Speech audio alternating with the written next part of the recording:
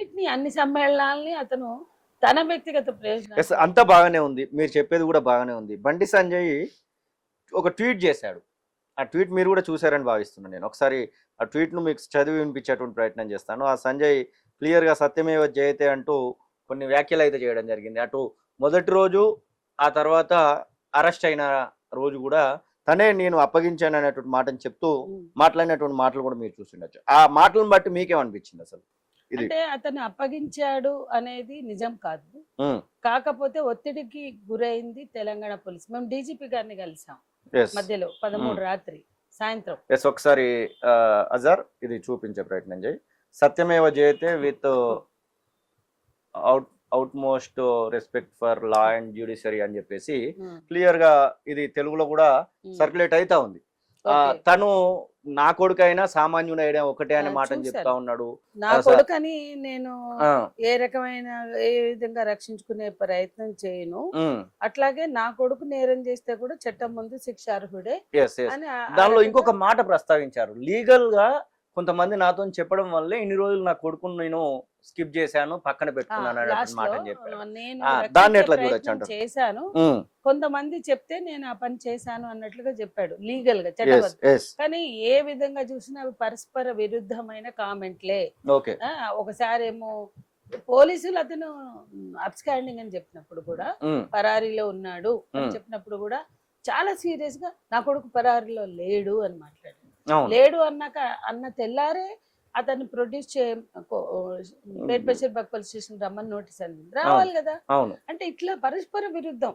ఇప్పుడు నాకు సంబంధం లేదు, పోలీసుల అంటే అరెస్ట్ చేశారని మాత్రం ఒప్పుకోవట్లేదు, పోలీసులు మేము అరెస్ట్ చేసాం అంటున్నారు. డీజీపీ గారిని మొత్తం మేము విద్యార్థి యువజన మహిళా సంఘాలుగా కలిసాం. కలిసినప్పుడు మహిళా సంఘాలుగా వేరుగా కలిసాం, రకరకాలుగా కలిసాం. ఆయన ఒకటే చెప్తున్నారు, మేము సెక్షన్స్ ఆల్టర్ చేసామంటేనే నేరం జరిగిందని మేము ప్రైమ ఫసి ఉందని ఫీల్ అయితేనే సెక్షన్స్ ఆల్టర్ అయినాయి. అట్లాగే ఇవాళ సెక్షన్స్ ఆల్టర్ చేసినటువంటి మేము అరెస్ట్ చేయకుండా ఉండే ప్రసక్తే లేదు, అరెస్ట్ చేసి తీరుతాం అని డీజీపీ మాకు చెప్పారు. అట్లాగే మేము అనేక అంశాలు అట్లా ఎట్లా థ్రెట్ చేస్తాడు అది కూడా అడిగాం. హనుమాన్ జయంతి తర్వాతే మేము కలిసాం. దాంట్లో కూడా డీజీపీ గారి దృష్టికి తీసుకెళ్ళాం. ఒక కేంద్ర మంత్రి బెదిరించొచ్చా, కేంద్ర మంత్రి తన వ్యక్తిగత జీవితానికి సంబంధించిన విషయాన్ని రాజకీయం చేయడమే తప్పంటే ఆ రాజకీయం చేస్తున్న క్రమంలో ఒక పవర్ ఎక్సైజ్. మేడం రితిరాజ్ గారు లైన్ లో ఉన్నారు. నమస్తే మేడం.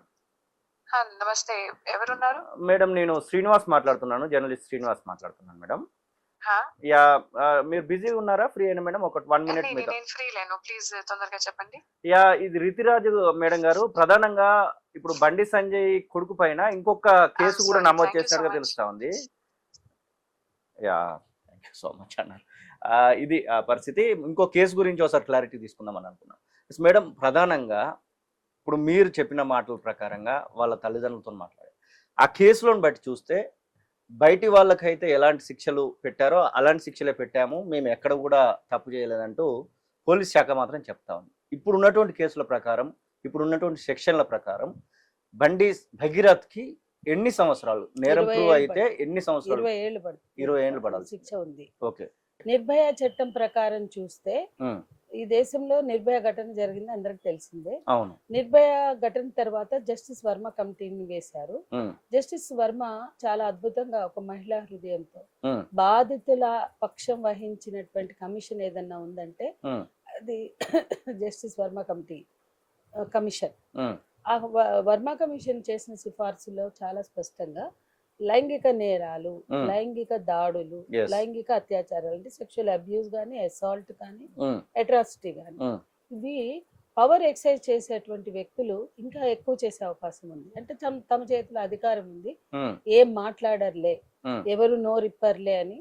అది పిల్లల మీదైనా మహిళల మీదైనా అత్యాచారాలు, లైంగిక నేరాలు అవి ప్రభుత్వ ఉద్యోగులు చేసిన, పోలీసులు చేసిన, పారామిలిటరీ దళాలు చేసిన, ఇంకా మొత్తం గవర్నమెంట్ సర్వీస్ లో ఉన్న డిఫెన్స్ సర్వీస్ లో ఉన్న ఇవి ఇట్లా అంటే చెప్పుకుంటూ వెళ్ళి ఇట్లా పైకి వెళ్ళిన కొద్ది సివియర్ పనిష్మెంట్స్, స్ట్రింజెంట్ పనిష్మెంట్స్ అని ఆయన రాశారు. అట్లాగే రాజకీయ నాయకులు చాలా ఎక్కువగా వాళ్ళు ఎదుర్కొంటారు ఈ ఆరోపణలు వస్తున్నాయి. ఎందుకంటే వాళ్ళు ఫేవర్లు, ఎవరైనా సహాయం కోసం పోతే ఫేవర్లు తీసుకోవడం, లొంగ తీసుకోవడం, అది కూడా వాడారు ఆయన, లొంగ తీసుకోవడం అంటే పవర్ ఉపయోగించి. సో వీళ్ళకి సామాన్యుల కన్నా ఎక్కువ శిక్షలు ఉండాలి. వీళ్ళ మీద కేసులు పడినప్పుడు, వీళ్ళ మీద కంప్లైంట్స్ వచ్చినప్పుడు మరింత కఠినంగా వ్యవహరించాలి. అప్పుడే ఈ నేరాలను మనం కంట్రోల్ చేయగలుగుతాము అన్నారు. అది ఆయన కమిషన్ సిఫార్సులు, జస్టిస్ వర్మ సిఫార్సులు అంటారు. మరి వర్మ కమిటీ సిఫార్సులు పొందుపరుచుకుని వచ్చిందే నిర్భయ చట్టం. 2013 నుంచి ఆ చట్టం అమల్లో ఉంది, ఇప్పటికి కూడా ఉంది దేశంలో. కాకపోతే బీజేపీ దాన్ని పట్టించుకోలేదు, ఒక్క రివ్యూ మీటింగ్ కూడా చేయలేదు. యూపీఏ చైర్పర్సన్ మన కాంగ్రెస్ మహిళా మణులు, మన కాంగ్రెస్ నేత ముఖ్యమంత్రి రేవంత్ రెడ్డి గారు ఒక్కసారి 2013 నిర్భయ చట్టం ప్రవేశపెట్టినప్పుడు, దాన్ని అడాప్ట్ చేసినప్పుడు పార్లమెంట్ లో జరిగిన చర్చను వినమని నేను కోరుతున్నా, చదవమని కోరుతున్నా. యూపీఏ చైర్పర్సన్ చాలా అద్భుతంగా మాట్లాడారు సోనియా గాంధీ. అసలు అంటే 9 గంటలకి నడి రోడ్డులో నిలబడిన బస్ స్టాప్ లో, అది కూడా నిలబడిన నిర్భయాన్ని ఆ రకంగా అత్యాచారం చేసి చంపేసి కనీసం పశ్చాత్తాపం లేకుండా మేము బుద్ధి చెప్పడానికి బస్ స్టాప్ లో బాయ్ ఫ్రెండ్ తో నిలబడింది కాబట్టి మేము బుద్ధి చెప్పాలనుకున్నామని నేరస్తులు మాట్లాడితే, వాళ్ళని డిఫెండ్ చేసిన లాయర్ శర్మ, ముఖేష్ సింగ్, వాళ్ళు ఏం మాట్లాడారంటే, అదే మా కూతుళ్ళు అయితే తీసుకుపోయి ఫామ్ హౌస్ లో సజీవ దహనం చేసేవాళ్ళం అని మాట్లాడారు.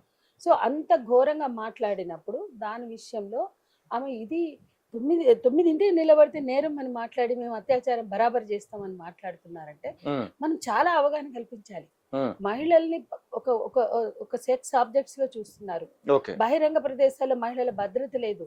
ఇవి ఎంతో విస్తృతంగా అవగాహన కల్పించాలని ఈ చట్టంతో పాటు నిర్భయ ఫండ్ అని 1000 కోట్లు, అసలు 1000 కోట్లు కేటాయించారు. మీరు చదవండి, నిర్భయ ఫండ్ 1000 కోట్లు. కానీ ఆ తర్వాత 1000 కోట్లు లేదు. ఆ 1000 కోట్లు నెక్స్ట్ ఇమీడియట్ గా 14లో వచ్చిన గవర్నమెంట్ ఆ 1000 కోట్లను కూడా మిస్యూజ్ చేసింది, అంటే డైవర్ట్ చేసింది పటేల్ విగ్రహం. సో నేనేమంటున్నా అంటే, నిర్భయ చట్టం యూపీఏ హయాంలో వచ్చింది, దాన్ని అమలు చేసే చిత్తశుద్ధి కూడా 13 ఏళ్లుగా మనం ఈ బీజేపీ గవర్నమెంట్ నుంచి చూడాలి. అవి ప్రశ్నించాలి కాంగ్రెస్ లాంటి ప్రతిపక్ష నేతలు. మేము రాహుల్ గాంధీ గారికి కూడా రాయదలుచుకున్నాం ఇవన్నీ. ఆల్రెడీ మేము డీజీపీకి కూడా ఒక లేఖ రాసాం దీని మీద. అట్లాగే ఈ రాష్ట్ర ముఖ్యమంత్రికి దేశ ప్రధానమంత్రికి కానీ, సరే ప్రధానమంత్రి బీజేపీ నేత, కానీ ఒక కనీసం న్యాయాన్ని రక్షించవలసిన మహిళలపై నేరాలు అనేది దేశవ్యాప్తంగా జరుగుతుంది. ఒక్క కలకత్తాలో జరిగిన నేరాన్ని మాత్రమే బీజేపీ ఉద్యమం చేసింది, అది RG Kar junior doctor incident. అప్పుడు అక్కడ మమతా గవర్నమెంట్ ఉంది. అదే ఇప్పుడు మళ్ళీ వాళ్ళ గవర్నమెంట్ వచ్చింది, ఏం మాట్లాడతారో తెలియదు. వీళ్ళు ఉద్యమంలో పాల్గొంది ఎక్కడైనా అంటే ఓన్లీ ఆర్జీ కారు ఇన్సిడెంట్ కి అగెయిన్స్ట్ గా మాత్రం పెద్ద ఉద్యమంలోనే అక్కడ జరిగింది ఉద్యమం, దాంట్లో వీళ్ళు కూడా ప్రధాన పాత్ర పోషించారు. ఎందుకు? మమతా బెనర్జీ గవర్నమెంట్ ని ఇరుకాటంలో పెట్టడానికి. ఇంకెక్కడ వీళ్ళు ఉద్యమంలో లేరు, కతువాలో లేరు. నేరస్తుని అరెస్ట్ చేసినందుకు వ్యతిరేకంగా వాళ్ళని విడుదల చేయాలి, అరెస్ట్ చేయొద్దని ర్యాలీ తీశారు కతువాలు. అట్లాగే ఉన్నావులో నేరస్తుల పక్షం వహించి వాళ్ళకి సీట్లు ఇవ్వడమే కాకుండా ఒక్కొక్కళ్ళని బాధితురాల కుటుంబ సభ్యుల్ని చంపారు. హత్రాస్లో బాడీ కూడా ఇవ్వకుండా తగలబెట్టారు వాల్మీకి కుటుంబానికి చెందిన అమ్మాయిని. అట్లా మనం చూసుకుంటూ పోతే బిల్కిస్ బానో నేరస్తుల్ని గుజరాత్ గవర్నమెంట్ లైంగిక అత్యాచారం కావచ్చు, హంతకులు ఆ కుటుంబ సభ్యులందరినీ చంపారు.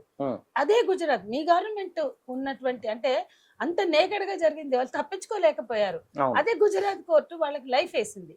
కానీ ఆ లైఫ్ ని తగ్గించి విడుదల చేయడమే కాదు, ఎక్కడన్నా అత్యాచార నేరస్తుల్ని లైఫ్ పడిన వాళ్ళని 1 ఏడో 2 ఏళ్ళో ఎక్కడన్నా తగ్గించుండొచ్చు.